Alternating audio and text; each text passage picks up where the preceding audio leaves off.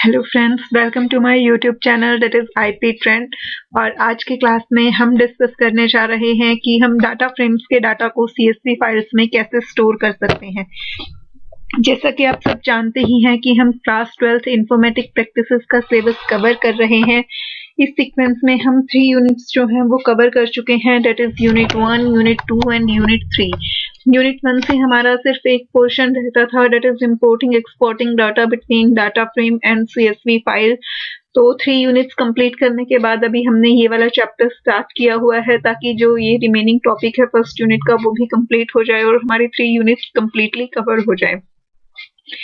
ये वाला चैप्टर भी हमारा ऑलमोस्ट कंप्लीट हो चुका है बिकॉज इसमें हमारे 2 पार्ट थे हमारे सिलेबस में इस चैप्टर से। फर्स्ट कि हम सीएसवी फाइल्स के डाटा को डाटा फ्रेम में कैसे स्टोर करवा सकते हैं, और सेकंड कि डाटा फ्रेम के डाटा को सीएसवी फाइल में कैसे स्टोर करवाना है।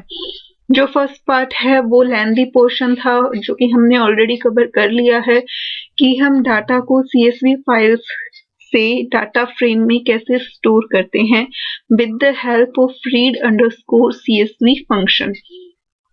ये वाला फंक्शन आप यहाँ पर सामने देख भी पा रहे होंगे। read_csv की डिटेल्ड फॉर्म यहाँ पर आपको दी हुई है। ये सारे आर्ग्यूमेंट्स हमने डिटेल में डिस्कस किए हैं। सीएसवी फाइल हम कैसे क्रिएट करते हैं, सीएसवी फाइल होती क्या है, उसका यूज क्या होता है, read_csv फंक्शन को कैसे यूज करते हैं, read_csv फंक्शन में कौन कौन से आर्ग्यूमेंट्स अवेलेबल होते हैं, ये सारी चीजें हमने डिटेल में डिस्कस कर ली है। इस चैप्टर के 3 वीडियोस हम ऑलरेडी कवर कर चुके हैं। आज ये हमारी इसकी 4th वीडियो है एंड मोस्ट प्रोबेबली आज की क्लास में हमारा ये चैप्टर जो है वो कंप्लीट हो जाएगा बिकॉज जो हमारा सेकंड पोर्शन है कि डाटा फ्रेम के डाटा को सीएसवी फाइल में कैसे कॉपी करना है, उसमें हमें ज्यादा कुछ नहीं करना है, सिर्फ हमें एक और फंक्शन स्टडी करना है जो कि ज्यादा लेंथी भी नहीं है और डिफिकल्ट भी नहीं है। तो चलिए स्टार्ट करते हैं आज की क्लास। बट क्लास स्टार्ट करने से पहले अगेन सेम वही चीज जो मैं आपको हर क्लास में बोलती हूँ कि जब भी आप वीडियो को देख रहे हैं तो अगर आपको इन बिटवीन कहीं भी कोई भी डाउट आता है तो आप अपने डाउट्स कमेंट करके ज़रूर पूछिए। साथ ही साथ मुझे अपना फीडबैक भी ज़रूर प्रोवाइड कीजिए कि आपको वीडियोस कैसी लग रही हैं, समझ आ रही हैं या नहीं आ रही हैं। और हाँ, अगर अभी तक आपने चैनल सब्सक्राइब नहीं किया है तो जल्दी से चैनल को सब्सक्राइब कर लीजिए, बेल आइकन प्रेस कीजिए ताकि हर नई वीडियो की नोटिफिकेशन आपको मिलती रहे बिकॉज ये टाइम बहुत क्रुशियल है। आपके एग्जाम्स पास आ रहे हैं। सीबीएसई ने डेट अनाउंस कर दी है कि 4th में से आपके फाइनल एग्जाम्स होंगे और 1 मार्च से आपके प्रैक्टिकल्स जो हैं वो स्टार्ट होने जा रहे हैं। तो बेसिकली 1 मार्च से पहले आपको सिलेबस कंप्लीट करना है और सिलेबस कंप्लीट करने के बाद उसकी रिवीजन भी करनी है अच्छे से ताकि आपको प्रैक्टिकल्स में वाइवा में कोई प्रॉब्लम ना हो पाए। हमारी यूनिट 4 बची है सिलेबस की। यूनिट 4 करने के बाद हम रिवीजन स्टार्ट करेंगे, क्वेश्चन आंसर राउंड्स करेंगे, कोडिंग के जो क्वेश्चंस हैं वो सॉल्व करेंगे ताकि आप लोगों की कोडिंग पे जो कमांड है वो अच्छी हो सके। तो चलिए स्टार्ट करते हैं आज की class. Storing data frames data to CSV files. Sometimes we have data available in data frames and we want to save that data in a CSV file. कई बार ऐसा होता है कि हमारे पास डाटा फ्रेम्स में जो डाटा स्टोर्ड है हम उस डाटा को CSV फाइल्स में स्टोर करना चाहते हैं। CSV फाइल के बेनिफिट्स हम ऑलरेडी चैप्टर के बिगनिंग में कर ही चुके हैं कि CSV फाइल जो है वो इजी टू रीड होती हैं और उनसे डाटा को रीड करना इजी रहता है। इस वजह से हम CSV फाइल को कई जगह यूज करना प्रेफर करते हैं। तो कई सिचुएशंस हमारे सामने ऐसी आती हैं जब हमारे पास डाटा जो है वो डाटा फ्रेम की फॉर्म में अवेलेबल होता है और हम ये चाहते हैं कि हम उसे CSV फॉर्मेट में सेव करें। For this purpose, Python pandas provide to_CSV function that saves the data of a data frame in a CSV file। और इस पर्पस को फुलफिल करने के लिए पाइथन की जो pandas लाइब्रेरी है उसने हमें एक फंक्शन प्रोवाइड किया है that is to_CSV, जिसकी हेल्प से हम डाटा फ्रेम्स के डाटा को CSV फाइल्स में सेव कर सकते हैं। हमने pandas लाइब्रेरी के 2 फंक्शंस को इस चैप्टर में पढ़ा है। First read_csv and second one is to_csv। तो आपको दोनों में कंफ्यूज नहीं होना है, नाम से ही दोनों क्लियर हैं। read_csv मतलब आपको CSV फाइल से रीड करना है, CSV फाइल से रीड करके डाटा को डाटा फ्रेम में लिखना है। Second, to_CSV। to_CSV मीन्स आपको डाटा को CSV फाइल में राइट करना है। कहाँ से रीड करेंगे? डाटा फ्रेम से रीड करेंगे। Function to_CSV can be used as per following syntax. to_CSV के लिए हमें यहाँ पर जो है वो सिंटैक्स गिवन है कि to_CSV हम कैसे यूज करेंगे। सबसे पहले डाटा फ्रेम का नाम, यानी कि जिस डाटा फ्रेम से हम डाटा को रीड कर रहे हैं वो नेम, डॉट to_CSV यानी कि फंक्शन का नाम, और ब्रैकेट्स में हम क्या प्रोवाइड करेंगे? फाइल का पाथ, यानी कि जहां पे हमें हमारी CSV फाइल स्टोर करनी है, क्रिएट करनी है, उस फाइल का पाथ हम यहाँ प्रोवाइड करेंगे। फाइल पाथ के अलावा हम यहाँ एक और आर्ग्यूमेंट प्रोवाइड कर सकते हैं, और वो कौन सा आर्ग्यूमेंट है? Separator argument. क्योंकि जब इस वाले सिंटैक्स से जो हमारी CSV फाइल क्रिएट होगी, बाय डिफॉल्ट उस CSV फाइल में हमारा सेपरेटर क्या होगा? कोमा। क्योंकि CSV फाइल में डिफॉल्ट सेपरेटर जो है वो कोमा यूज होता है। बट अगर हम कोमा के अलावा कोई और सेपरेटर प्रोवाइड करना चाहते हैं, like tab, pipe, semicolon etcetera, तो उस केस में हम सेप आर्ग्यूमेंट प्रोवाइड कर सकते हैं। सेप इज इक्वल टू, यहाँ पर हम डबल कोट्स में क्या प्रोवाइड कर देंगे? कैरेक्टर सीक्वेंस प्रोवाइड कर देंगे, यानी कि जो हम as a separator character use करना चाहते हैं वो हम यहाँ मेंशन कर देंगे। ये चीज आपको ध्यान रखनी है कि सेपरेटर जो है वो एक सिंगल कैरेक्टर का होना चाहिए, वो कोई स्ट्रिंग नहीं होनी चाहिए जिसमें मल्टीपल कैरेक्टर्स हों। The separator character must be a one character string only, कि separator character जो है वो single character string ही होनी चाहिए। For instance, if you have a data frame namely df7 storing following data। अब ये देखिए, यहाँ पर आपको एक डाटा फ्रेम गिवन है। इस डाटा फ्रेम का नेम हमें df7 गिवन है। इस डाटा फ्रेम में हमारी 4 रोज हैं, 0, 1, 2, 3, और 3 कॉलम्स हैं, roll number, name and surname. ठीक है। अब अगर इस डाटा फ्रेम के डाटा को हमें CSV फाइल में राइट करना है, तो उसके लिए हमें क्या करना पड़ेगा? First of all data frame का नेम। अब यहाँ भी आप ध्यान दीजिए, जब हम read_CSV फंक्शन यूज करते थे तो उस केस में क्या होता था कि हम यहाँ पे लाइब्रेरी नेम यानी कि पांडास या फिर PD यूज करते थे, pandas.read_CSV। बट यहाँ पे हमें क्या यूज करना है? डाटा फ्रेम का नाम, जिस डाटा फ्रेम से हम रीड कर रहे हैं वो name. df7 dot function name to_CSV, पहले डाटा फ्रेम का नाम, डॉट फंक्शन का नाम, और उसके बाद राउंड ब्रैकेट्स में हमने फाइल का पाथ प्रोवाइड कर दिया जहां पर हमें हमारी फाइल सेव करनी है, वो पाथ हमने यहाँ पर प्रोवाइड कर दिया। As no separator has been mentioned, अब आप देख सकते हैं कि यहाँ इस वाले सिंटैक्स में हमने कोई भी सेपरेटर प्रोवाइड नहीं किया है, तो इस केस में बाय डिफॉल्ट जो है वो सेपरेटर क्या यूज होगा? कोमा सेपरेटर यूज होगा, और ये जो वैल्यूज हैं ये किससे डिस्टिंग्विश हो जाएंगी? कोमा से। It will take default separator character, that is comma, to separate data in the CSV file। तो ये जो है ये क्या करेगा? कोमा को ही as a separator character use करेगा CSV फाइल में डाटा को सेपरेट करने के लिए।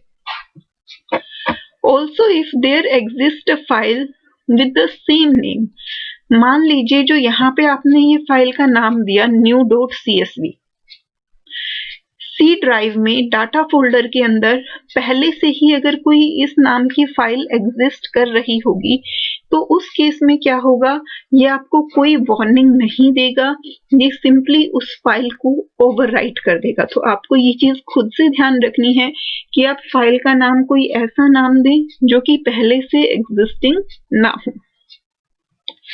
Also, even if there exists a file with the same name at the given location, कि अगर हमने जो लोकेशन दी है उस लोकेशन पे पहले से उस नाम की कोई फाइल है, it will simply overwrite the file without any warning। तो क्या होगा? वो फाइल सिंपली ओवरराइट हो जाएगी, उस फाइल का डाटा जो है वो चेंज हो जाएगा और आपको कोई भी वार्निंग जो है वो नहीं मिलेगी।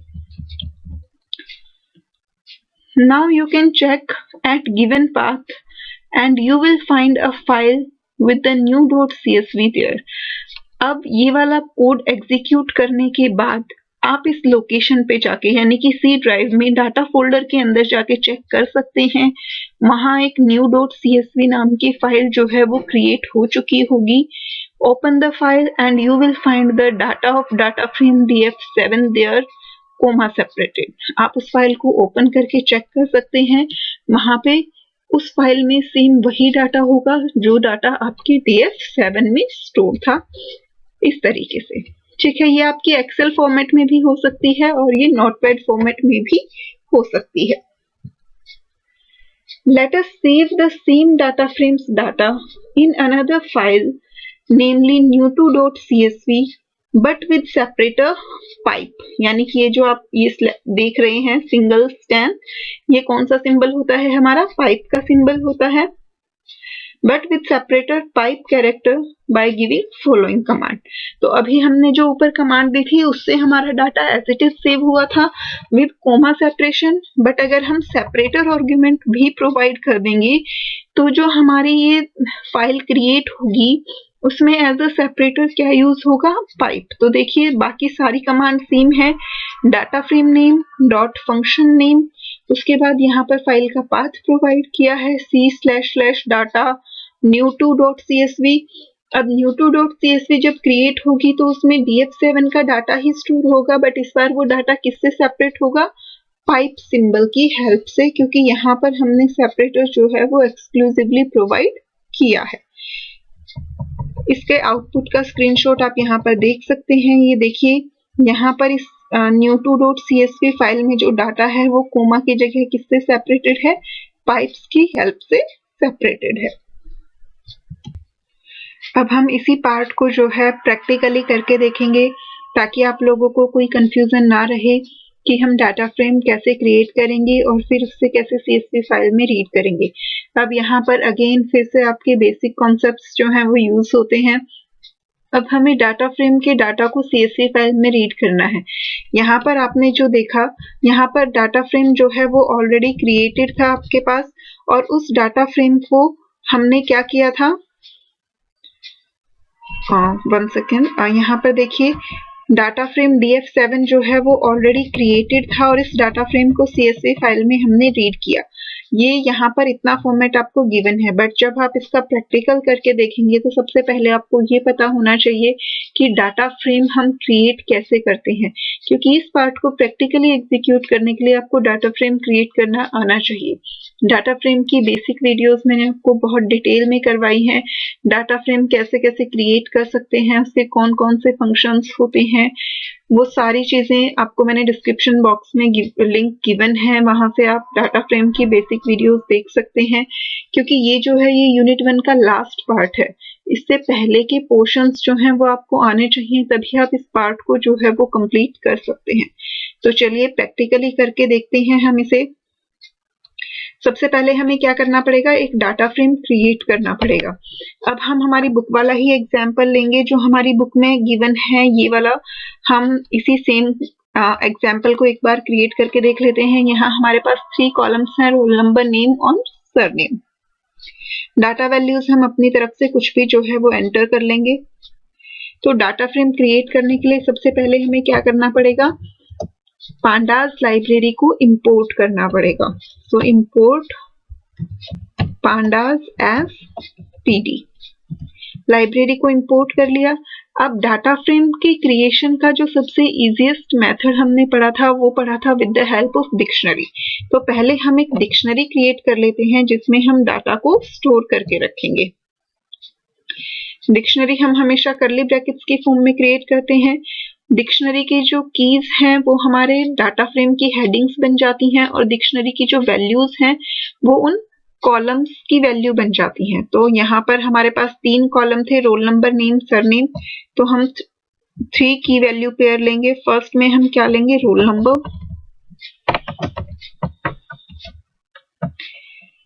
रोल नंबर की वैल्यूज हम क्या ले लेंगे? 101, 102, 103 एंड 104। ये 4 वैल्यूज हमने ले ली क्योंकि हमारे डाटा फ्रेम में हम 4 रोज जो है वो स्टोर करवा रहे हैं। सेकेंड कॉलम हमारा था नेम के लिए, तो कोमा लगाएंगे और इसके बाद अब हम हमारी सेकेंड की प्रोवाइड करेंगे, डेट इज नेम। नेम के लिए वैल्यूज देंगे। अगेन नेम के लिए हम यहाँ कोई भी नेम्स जो है प्रोवाइड कर देते हैं। फर्स्ट वन हमने दे दिया अमन, नेक्स्ट हम दे देते हैं अर्जुन, नेक्स्ट हम प्रोवाइड कर रहे हैं कबीर। आप ध्यान रखिएगा जितनी भी स्ट्रिंग वैल्यूज होती हैं वो हमेशा डबल कोट्स में आती हैं। विदाउट डबल कोट्स आप कभी भी स्ट्रिंग वैल्यूज को नहीं लिखेंगे। अनीता, तो ये हमारे 4 नेम्स हो गए। अब इसके बाद थर्ड कॉलम हमारा किसके लिए था, सरनेम के लिए, तो हम फिर से एक की ले लेंगे विद द नेम सरनेम। तो ये हमारी थर्ड की हो गई। अब हमें इसके लिए वैल्यूज प्रोवाइड करनी है। सरनेम की वैल्यूज भी अगेन हमारी स्ट्रिंग वैल्यूज होंगी। तो अमन के लिए हम मान लीजिए सरनेम प्रोवाइड कर देते हैं गोयल।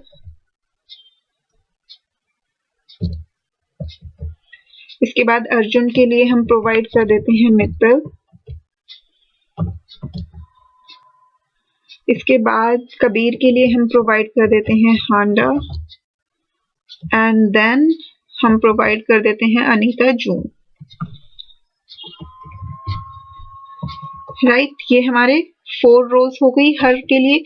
रोल नंबर में भी हमने 4 वैल्यूज दी हैं, नेम में भी हमने 4 वैल्यूज दी हैं, सरनेम में भी 4 वैल्यूज दी हैं। तो हमारी डिक्शनरी जो है वो कंप्लीट हो गई। अब इस डिक्शनरी की हेल्प से हम क्या करेंगे, डाटा फ्रेम क्रिएट करेंगे। डाटा फ्रेम के लिए एक वेरिएबल ले लेंगे, सपोज हमने ले लिया df। अब डाटा फ्रेम क्रिएट करने के लिए फंक्शन क्या यूज होता है, सबसे पहले library name that is pandas, जिसे हमने एज pd इंपोर्ट किया है तो हम pd यूज करेंगे। pd डॉट फंक्शन नेम क्या यूज होगा, डाटा फ्रेम। डाटा फ्रेम की क्रिएशन के लिए डाटा फ्रेम फंक्शन ही यूज होता है जिसमें d भी कैपिटल होगा और f भी कैपिटल होगा। ये दोनों लेटर्स कैपिटल होंगे, बाकी सारे लेटर्स स्मॉल होंगे। आपको स्पेलिंग जो है वो बहुत ध्यान से लिखनी है फंक्शन की। अब यहाँ पर हम क्या प्रोवाइड करेंगे, जिस डिक्शनरी की हेल्प से हम डाटा फ्रेम क्रिएट कर रहे हैं वो डिक्शनरी हम एज आर्गुमेंट प्रोवाइड कर देंगे। तो इससे जो है हमारा डाटा फ्रेम df क्रिएट हो गया। अब पहले मैं आपको एक बार ये डाटा फ्रेम प्रिंट करके दिखा देती हूँ ताकि आपको कोई कंफ्यूजन ना रहे। उसके बाद हम इस डाटा को CSV फाइल में लिखेंगे। तो पहले हम एक प्रिंट कमांड दे देते हैं, प्रिंट df। अब हम इसे रन कर लेंगे। तो ये देखिए, ये आपका डाटा फ्रेम जो है वो प्रिंट हो गया सक्सेसफुली, यानी कि हमने डाटा फ्रेम जो है वो बिल्कुल एक्यूरेट करेक्ट क्रिएट किया है। यहाँ पे हमारे पास 3 कॉलम्स हैं, रोल नंबर, नेम, सरनेम, और 4 रोज हैं विद इंडेक्स नंबर्स 0, 1, 2 एंड 3। ठीक है, अब हमें क्या करना है, हमें इस डाटा को CSV फाइल में लिखना है।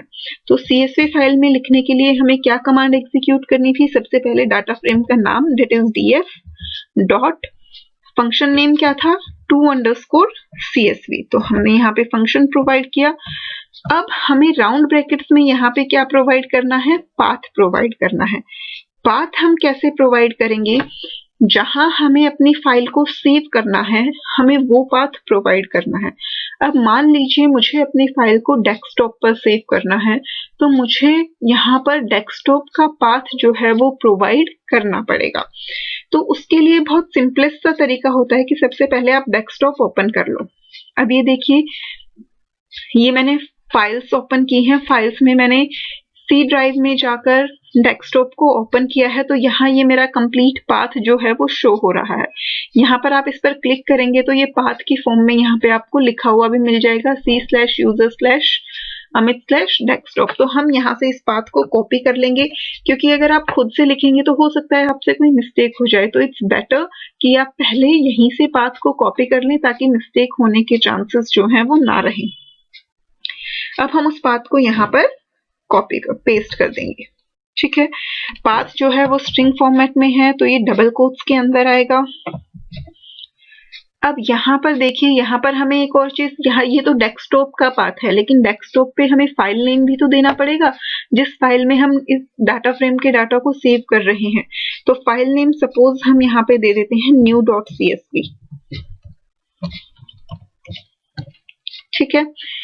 अब आपको एक चीज यहाँ पे और जो ध्यान देनी है, ऑलरेडी अगर आपने प्रीवियस 3 वीडियोस को ध्यान से देखा होगा तो आपको पता ही होगी ये चीज कि जब हम यहाँ पे फाइल का पाथ प्रोवाइड करते हैं, फिर चाहे वो read_csv फंक्शन हो या फिर to_csv फंक्शन हो, उनमें जो पाथ के बीच में स्लैशेस यूज होते हैं वो सिंगल स्लैश नहीं डबल स्लैश यूज होता है।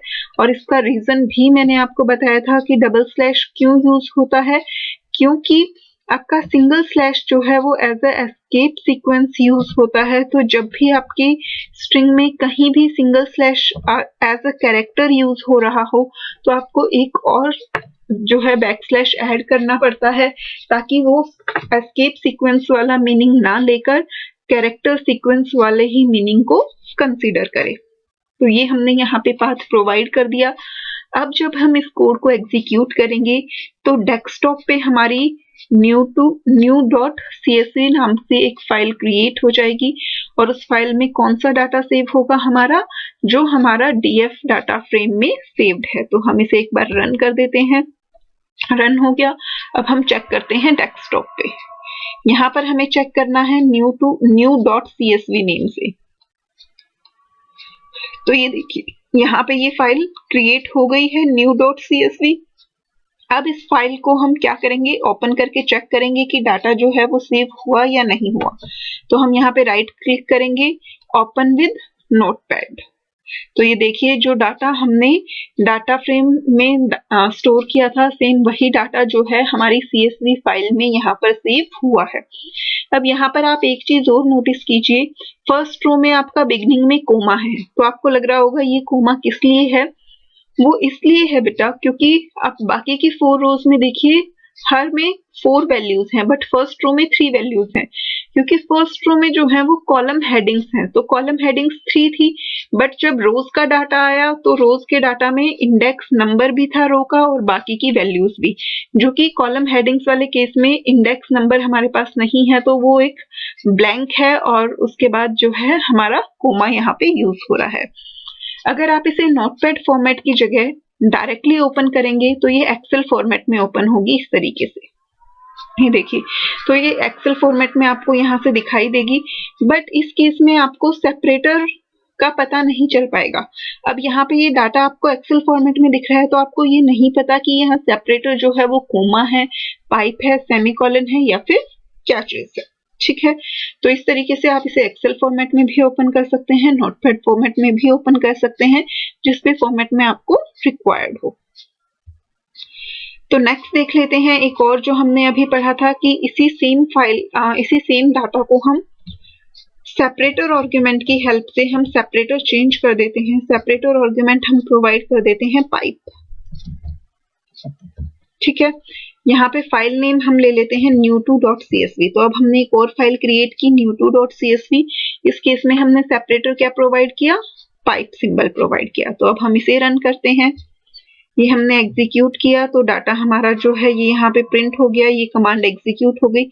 अब फिर से हम अपना डेस्कटॉप फोल्डर ओपन करेंगे। तो यहाँ आप देख पा रहे होंगे ये new2.csv फाइल ऑलरेडी क्रिएट हो चुकी है। तो अब हम इसे ओपन करेंगे, ओपन विद नोटपैड। तो यहाँ देखिए अब हमारा जो सेपरेटर है वो किस फॉर्म में आ रहा है, पाइप की फॉर्म में आ रहा है। पहले किस फॉर्म में आ रहा था, कोमा के फॉर्म में आ रहा था। अगर आप इसे एक्सेल फॉर्मेट में ओपन करते हैं, यानी कि अगर इसे हम डायरेक्टली इस तरीके से ओपन करेंगे तो देखिए आपका डाटा किस तरीके से आ रहा है। यहाँ पर आपका डाटा जो है वो एक ही कॉलम के अंदर डिस्प्ले हो रहा है, यानी कि आपका डिजायर्ड आउटपुट जो है वो नहीं है। तो इस केस में आपको डाटा को समझने में प्रॉब्लम हो सकती है। यहाँ ये अलग अलग कॉलम्स की फॉर्म में स्टोर नहीं हुआ है, तो इसलिए बेटर है कि आप हमेशा नोटपैड की फॉर्म में ही आउटपुट को चेक करें, ताकि आपको कोई भी कंफ्यूजन जो है वो ना रहे। तो चलिए आगे देखते हैं हम। यहाँ तक का पार्ट हमारा जो है वो कंप्लीट हो गया कि new2.csv हमने क्रिएट कर ली। अब नेक्स्ट जो है वो हमारे पास एक एग्जाम्पल है। Consider the data frame all df as shown below. ये एक डाटा फ्रेम हमें गिवन है जिसका नाम क्या है, ऑल df। इसमें हमारे पास 4 कॉलम्स हैं, name, product, target and sales. ये 4 कॉलम्स यहाँ पे गिवन है। इसके बाद ये रोज गिवन है, 6 रोज हैं यहाँ पे, zone A, zone B, C, D, E and F, ये 6 रोज हैं और 4 कॉलम्स हैं। Now we have to write a program to export the content of this data frame to a CSV file। अब हमें एक प्रोग्राम लिखना है जिससे हम इस डाटा फ्रेम के डाटा को CSV फाइल में एक्सपोर्ट कर सकें। तो आपको पता ही है ये बहुत सिंपल है। सबसे पहले आपको ये डाटा फ्रेम क्रिएट करना है और उसके बाद आपको सिर्फ एक कमांड एग्जीक्यूट करनी है। डाटा फ्रेम का नाम यानी कि all_df_to_CSV और फिर राउंड ब्रैकेट्स में फाइल का पाथ देंगे यानी कि जहां पे हमें CSV फाइल को स्टोर करना है और हमारा डाटा जो है वो एक्सपोर्ट हो जाएगा। ये देखिए यहाँ पे सॉल्यूशन आपको गिवन भी है। सबसे पहले पांडास लाइब्रेरी को इंपोर्ट करना है, उसके बाद डाटा फ्रेम ऑल डीएफ को क्रिएट करना है, जो कि मैंने ऑलरेडी अभी आपको मेथड बता दिया है कि डाटा फ्रेम को हम कैसे क्रिएट करेंगे। डाटा फ्रेम को क्रिएट करने के बाद हमें उस डाटा फ्रेम के डाटा को CSV फाइल में लिखना है। अब आप यहाँ पर ध्यान दीजिए, ये दोनों लाइंस जो हैं वो हैश टैग के साथ लिखी हुई हैं और पाइथन में हैश का मतलब क्या होता है, कमेंट, यानी कि ये दोनों लाइन जो है वो पाइथन का इंटरप्रेटर रीड नहीं करेगा, ये सिर्फ यूजर की बेसिक अंडरस्टैंडिंग के लिए लिखी गई है। तो आपको लाइब्रेरी इंपोर्ट करनी है और यहाँ पे आपको वो कोड लिखना है जिससे आपका डाटा फ्रेम क्रिएट हो। डाटा फ्रेम की क्रिएशन के बाद आपको सिंपली एक कमांड एग्जीक्यूट करनी है, all_df_to_CSV और राउंड ब्रैकेट्स में फाइल का पाथ प्रोवाइड कर देना है जहां आपको CSV फाइल को स्टोर करना है। और इस कमांड को एग्जीक्यूट करने के बाद जब आप all.csv फाइल को ओपन करेंगे तो आपको इस तरीके से जो है आउटपुट देखने को मिलेगा, यानी कि आपके डाटा फ्रेम का डाटा जो है वो CSV फाइल में एक्सपोर्ट हो चुका होगा। तो इसका एक एग्जांपल हमने ऑलरेडी करके देख लिया है, ये बिल्कुल उससे सिमिलर है। आप एक बार खुद से इसे प्रैक्टिकली करके देखिए। अगर आपको कोई प्रॉब्लम आती है तो आप मुझे अपना स्क्रीनशॉट जो है वो मेल कर सकते हैं कि हमें यहाँ पे प्रॉब्लम आ रही है, एरर आ रहा है। I will try my best कि आप लोगों की प्रॉब्लम्स जो है वो सॉर्ट हो जाए। ना हमारे पास एक और एग्जाम्पल है, write a program to store all DF data frame of previous example in file all_n.csv with separator character pipe। यानी कि previous example जैसा ही है बिल्कुल सेम, सिर्फ यहाँ पर क्या करना है कि separator character जो है वो क्या प्रोवाइड करना है, पाइप सिंबल प्रोवाइड करना है। तो ये बाकी का सारा कोड बिल्कुल सेम रहेगा, सिर्फ जो ये to_csv वाला फंक्शन है इसमें हमें फाइल पाथ के साथ साथ सेपरेटर भी प्रोवाइड करना है, sep is equal to 5। तो इससे रिलेटेड भी हमने एग्जाम्पल कर लिया है, तो इसमें कुछ भी नया या कुछ भी अलग नहीं है। तो आप एक बार इन दोनों एग्जाम्पल्स को जो है वो खुद से ट्राई करके देखिए, कहीं कोई प्रॉब्लम आती है तो वो जरूर पूछिए। अब इसके बाद नेक्स्ट एग्जाम्पल जो है वो है handling Nain values with to_csv। यानी कि अगर हमारे डाटा फ्रेम में कहीं पर नैन वैल्यूज हैं तो उन्हें हम कैसे हैंडल करेंगे जब हम डाटा को CSV फाइल में राइट कर रहे हैं। क्योंकि जो डाटा फ्रेम में नैन वैल्यूज हैं, जब हम उन्हें CSV फाइल में कॉपी करते हैं तो जनरली वो वहां पे ब्लैंक फॉर्म में स्टोर हो जाती हैं, जो कि कई बार हमें समझने में प्रॉब्लम होती है, यूजर्स को नहीं समझ आती वो वैल्यूज और वो प्रॉब्लम क्रिएट करती हैं। तो उन नैन वैल्यूज को हमें कैसे हैंडल करना है वो हमें यहाँ पर गिवन है। Sometimes your data frame has some missing values। कई बार हमारे डाटा फ्रेम की कुछ वैल्यूज जो हैं वो मिस होती हैं। For instance, execute following two statements to have missing values in your data frame। आप इन दो स्टेटमेंट्स को जब एग्जीक्यूट करेंगे तो आपके डाटा फ्रेम में जो है वो वैल्यूज जो हैं नैन के फॉर्म में स्टोर हो जाएंगी। अब यहाँ पे ये जो स्टेटमेंट लिखी गई है df7.loc3 नेम, यानी कि जो थर्ड रो है, यहाँ पे थर्ड जो है वो इंडेक्स नंबर है, बट एक्चुअली में ये कौन सी रो बन जाएगी, आपकी फोर्थ रो। यानी कि फोर्थ रो में नेम के प्लेस पे जो है वो क्या स्टोर हो जाए, नैन स्टोर हो जाए। और जीरोथ इंडेक्स यानी कि फर्स्ट रो में सरनेम के प्लेस पे भी क्या स्टोर हो जाए, नैन स्टोर हो जाए।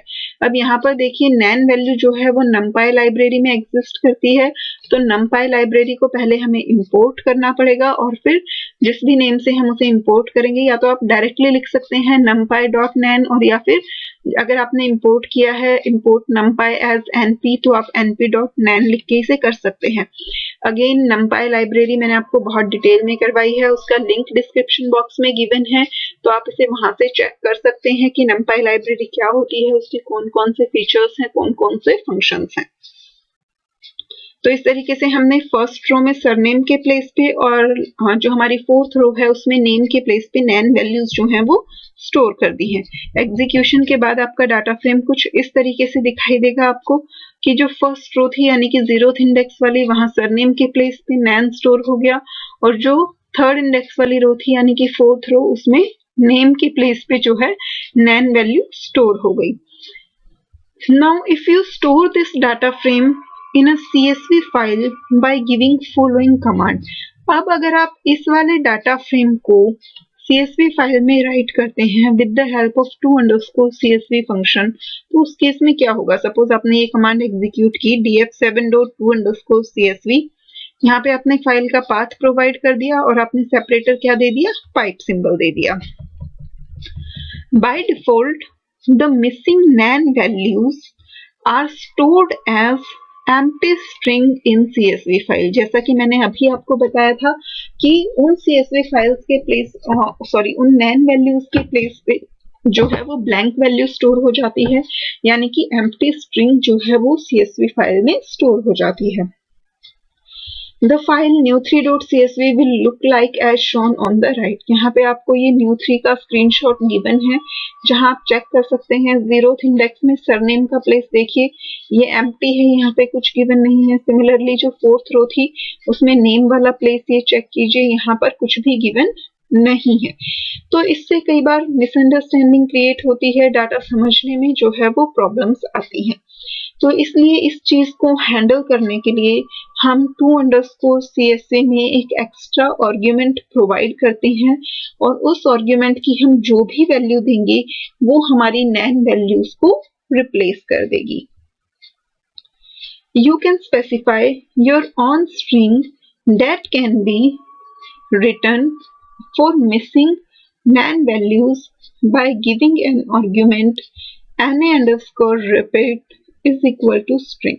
तो अगर हमें नैन वैल्यू की जगह अपनी खुद की कोई स्ट्रिंग डिस्प्ले करवानी है तो उसके लिए हम क्या कर सकते हैं, to_CSV फंक्शन के अंदर हम na_rep function rep argument use करेंगे, इज इक्वल टू हम यहाँ पे जो भी स्ट्रिंग प्रोवाइड करेंगे नैन वैल्यूज की जगह वही सेम स्ट्रिंग जो है डिस्प्ले हो जाएगी। For example following statement will write null in place of nan value in the CSV file। अब यहाँ पे ये जो एग्जाम्पल दिया गया है, अगर आप इस कमांड को एग्जीक्यूट करेंगे तो जो df7 वाला डाटा है उसमें जहां भी नैन वैल्यूज हैं वो किससे रिप्लेस हो जाएंगी, नल से। सेम आपका वही फॉर्मेट है, data frame name dot function name that is df7.to_CSV, round brackets में पहले हमने फाइल का पाथ प्रोवाइड किया, फाइल का पाथ प्रोवाइड करने के बाद हमने सेपरेटर प्रोवाइड कर दिया, जो कि हमारी चॉइस है कि अगर हमें पाइप सिंबल देना है तो हम प्रोवाइड करेंगे, अदरवाइज कोमा जो है वो डिफॉल्ट रहेगा ही। उसके बाद हमने थर्ड जो आर्ग्यूमेंट प्रोवाइड किया na_rep is equal to none. It means कि हमारे डाटा फ्रेम df7 में जहां पर भी नैन वैल्यूज होंगी वो सारी की सारी वैल्यूज जो है वो नल से रिप्लेस हो जाएंगी। That is now file new3.csv will look like। अब यहाँ देखिए जीरोथ जो इंडेक्स वाली रो थी उसमें आपके सरनेम के प्लेस पे नैन वैल्यू थी, वहां आपका क्या स्टोर हो गया, नल स्टोर हो गया। सिमिलरली जो फोर्थ रो थी हमारी उसमें नेम के प्लेस पे नैन वैल्यू थी, तो वहां पे भी आपका क्या स्टोर हो गया, नल। तो इससे जो है कोई मिसअंडरस्टैंडिंग के चांसेस नहीं रहेंगे। जो भी हम स्ट्रिंग डिस्प्ले करवाना चाहते हैं नैन के प्लेस पे वो स्ट्रिंग जो है डिस्प्ले हो जाएगी with the help of na_rep argument। Thus we can summarize to_CSV as follows where SEP and NREP arguments are optional। तो हमारे सिलेबस में to_CSV जो है वो इतना ही है। हमें सिर्फ डाटा फ्रेम के डाटा को CSV फाइल में राइट करना आना चाहिए। इसमें जो है कंपल्सरी आर्ग्यूमेंट सिर्फ एक ही होता है, दैट इज फाइल पाथ। इसके अलावा सेपरेटर की रिक्वायरमेंट है तो हम SEP आर्ग्यूमेंट की हेल्प से प्रोवाइड कर सकते हैं, और अगर हमारे डाटा फ्रेम में नैन वैल्यूज हैं तो उन्हें हम NA_REP की हेल्प से एग्जीक्यूट हैंडल कर सकते हैं। ठीक है, अब मैं एक बार आपको ये प्रैक्टिकली करके दिखा देती हूँ कि नैन वैल्यूज को हम कैसे हैंडल करेंगे, ताकि आपको कोई भी कंफ्यूजन जो है वो ना रहे। तो हमने जो ये फाइल ऑलरेडी क्रिएट की हुई है, हम इसी में चेंजेस कर लेते हैं। उसमें भी बुक में भी जो एग्जाम्पल है वो भी आपको DF7 का ही गिवन है, बट इससे कोई फर्क नहीं पड़ता, आप किसी भी एग्जाम्पल पे ये अप्लाई करके देख सकते हैं। यहाँ पर देखिए, पहले हम नैन वैल्यू स्टोर करवा देते हैं, df.loc। सबसे पहले हमें 0th इंडेक्स वाली रो में करवाना था, 0th इंडेक्स पे हमें सरनेम के प्लेस पे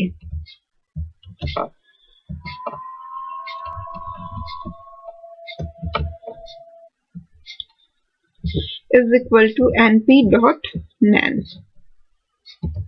अब देखिए, हमने यहाँ पे np यूज किया है तो ये हमें ऑलरेडी वार्निंग शो कर रहा है अनडिफाइंड नेम np। तो पहले हमें numpy लाइब्रेरी को इंपोर्ट करना पड़ेगा, तो इंपोर्ट numpy एज np। हमने यहाँ से numpy लाइब्रेरी को इंपोर्ट कर लिया। अब हम लास्ट रो जो थी हमारी, यानी कि 4th इंडेक्स वाली, उसमें भी चेंज कर देते हैं, df.loc।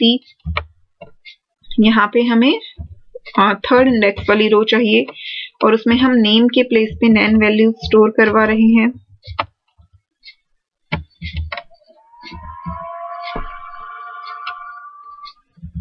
Is equal to np.nan। अब हम एक बार इसे फिलहाल के लिए हम इसे कमेंट कर देते हैं यहाँ से, या फिर हम इसे हटा ही देते हैं।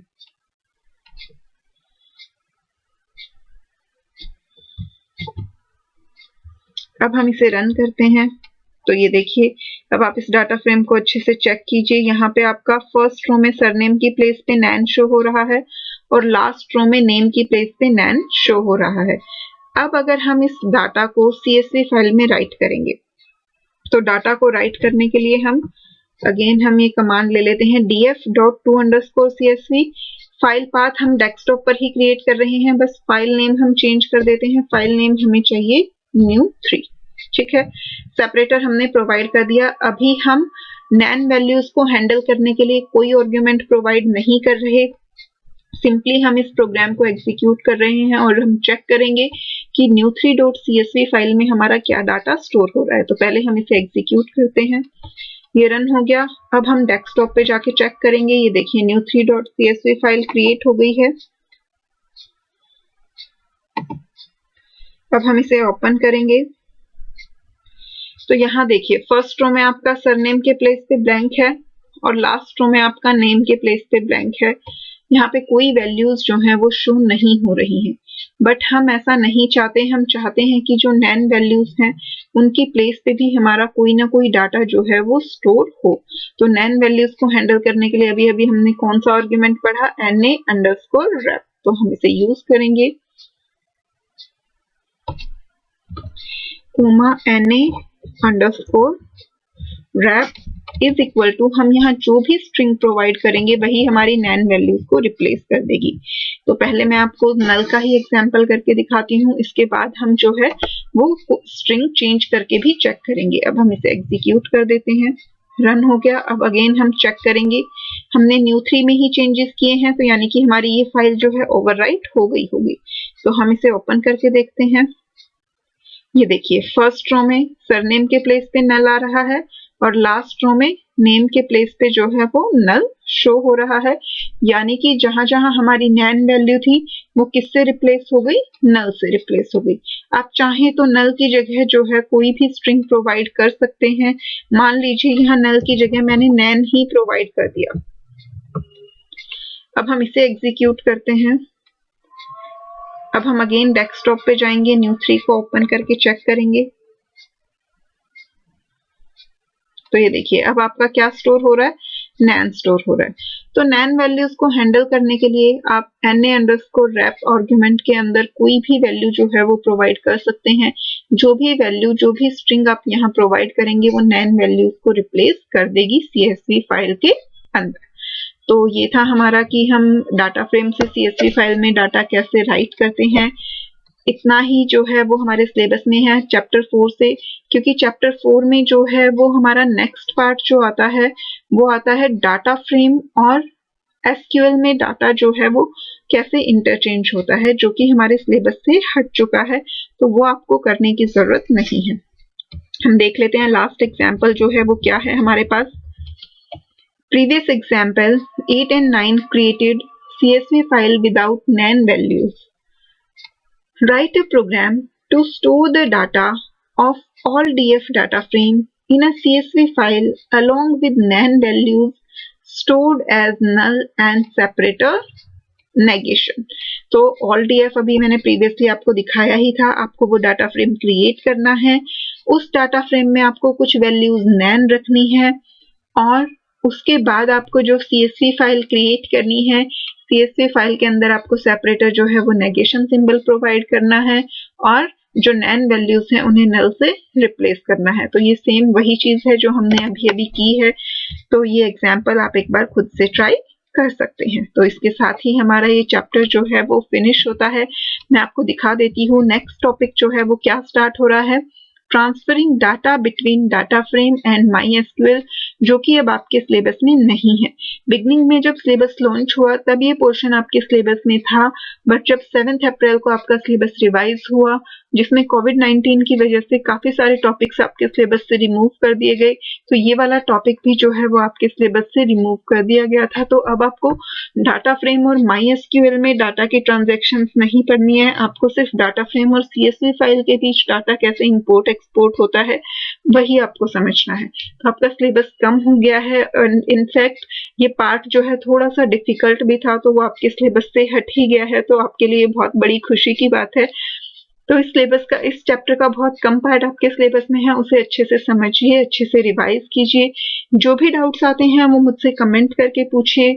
मुझे कमेंट्स में अपना फीडबैक जरूर प्रोवाइड कीजिए कि आपको वीडियोस कैसी लगी, समझ आई या नहीं आई। यूनिट 1 आज हमारी इस चैप्टर के साथ कंप्लीट हो गई है, क्योंकि सिर्फ ये एक ही टॉपिक बचा था।